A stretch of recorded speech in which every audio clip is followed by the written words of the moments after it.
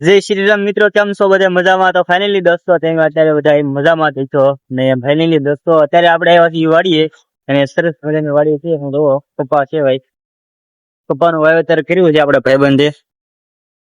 સામે જઈ આપણો ભાઈબંધ મોટર ચાલુ કરવા જાય છે ભાઈ, પીવાનું પાણી ને ને જો મસ્ત મજાનો નજારો છે. જો તમે લીલા લીલા ઝાડવા છે અને મસ્ત મજાનો માહોલ છે, અને ટમ સાટા પણ પડે છે, અને ખુબ મસ્ત મજાનો એક આનંદ છે, અને નજારો પણ એમ છે. બાકી પવન ચીકી ફરે છે, એમને દેખાડું.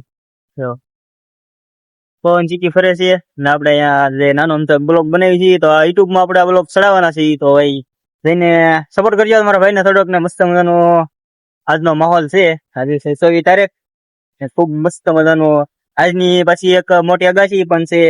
એ વરસાદ ક્યાં પડે એનું કઈ નક્કી નથી, અત્યારે જ નથી. કાંટા પડે ખાલી કોક કોક, બહુ નથી પડતા. ને જો આ સાઈડ અહીંયા પવન ચીકી ફરે છે.